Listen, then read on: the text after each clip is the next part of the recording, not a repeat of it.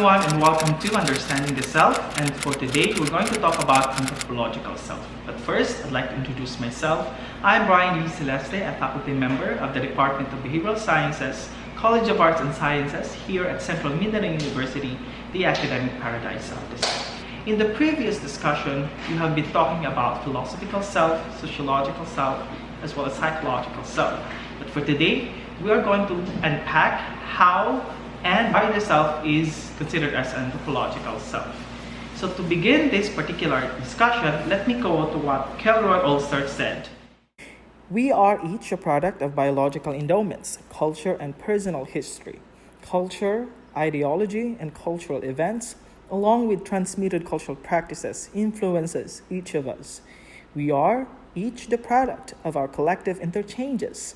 We are each a molecule in the helix of human consciousness, joined in a physical world. We form a coil of connective tissue, shouldered together by cultural links. So this particular statement is interconnected to how we are going to discuss our topic for today, an anthropological conceptualization of self, or the self as embedded in culture. So what do we exactly mean when we talk about anthropological self? There are two important concepts that we have to remember. So we have anthropology and the self. So let me begin again by defining what anthropology is and then followed by the definition of the self. So when we talk about anthropology is the scientific study of human culture through time and space. Two key words that we need to remember here, time and space. Time refers to the past, the present, and the future. And space here refers to the place. It could be the place you live in or the place you are born with. Or in other words, it talks about geographical or territory. When we talk about past, the present, and the future, it simply means that these time frames are very quintessential in the way we behave, think, and feel right now. This means that whatever things that are happening in the past, so as the present, and the future will determine the way we present ourselves to the general society. Another definition of anthropology is that it holds a holistic view of human nature. It is concerned with how cultural and biological processes interact to shape human experience. Anthropology encroaches the territory on the sciences as well as the humanities, as it transcends the conventional boundaries of both while addressing questions to the distant past and the present, perhaps with the implications of the future. That's according to James Pica. This would mean that it emphasizes that it is an academic field for understanding the interconnections and interdependence of biological and cultural aspects of human experience in all time and places or spaces. When we talk about anthropology, this considers human experience as an interplay of nature and nurture. Nature here refers to the genetic inheritance, which sets the individual's potential, where nurture here refers to the socio-cultural environment. In other words, this simply answers the question, who am I? Who are you? Who are we really as a person, as an individual? And how are we able to transcend ourselves by answering the question, who am I? In other words, both biological and cultural factors have significant influences in the development of self-awareness among individuals within the society.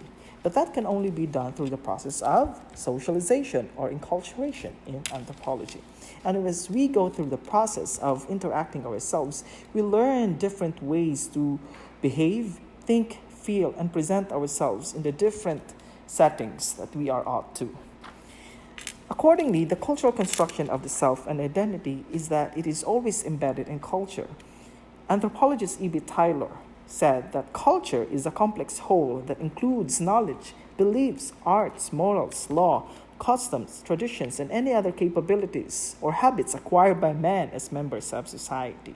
So that would mean culture plays a quintessential part in all of this, simply because this influences the development of the self.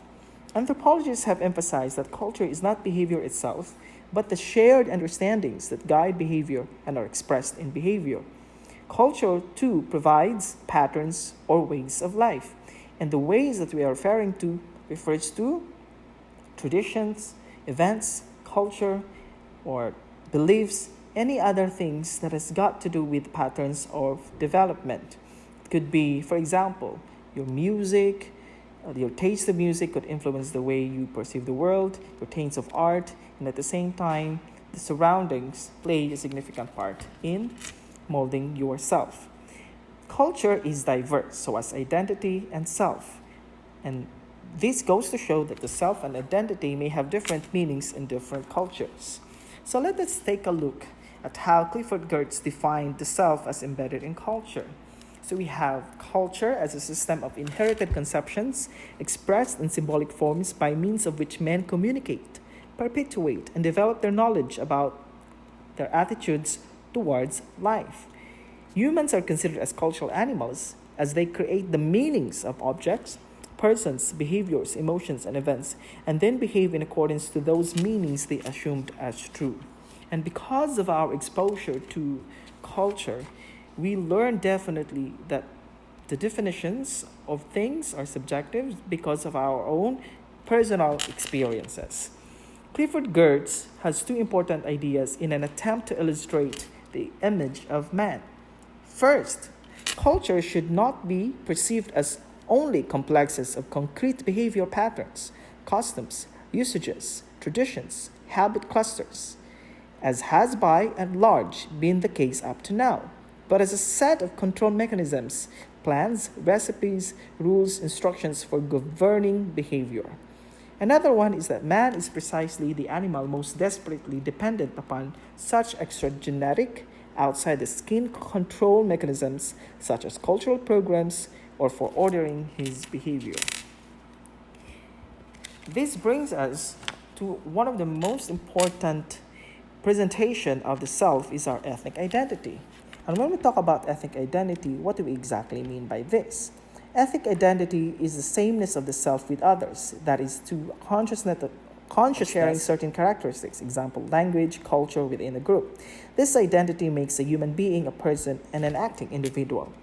Peacock believes that the individual is neither a robot nor an entirely independent self-willed little god, but is a cultural individual existing in freedom, but also embodying that cultural mold in which he or she is cast in his or her particular society and historical epoch. So ethnic identity is influenced by our society, culture, and history. There are two sides of identity found in every person, in every culture. What are these selves? We have the egocentric self and the sociocentric self. So let us start with egocentric view.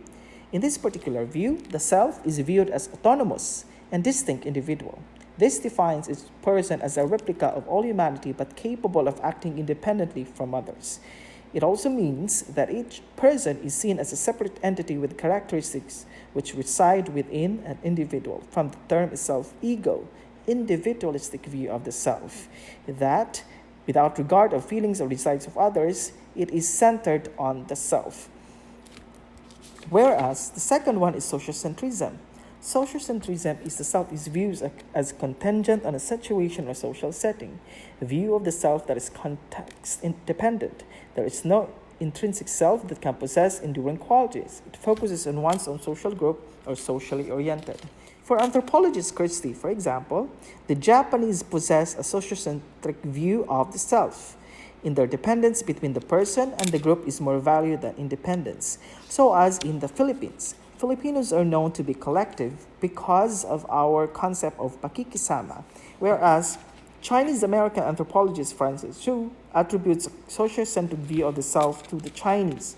Chinese prioritize skin ties and cooperation, while Americans tend to be egocentric or individualistic. They believe that they should be assertive and independent. So, in order for us to be able to assess our identity, we must therefore look at identity toolbox. And what do we exactly mean by identity toolbox? It refers to the features of a person's identity that he or she chooses to emphasize in constructing the self.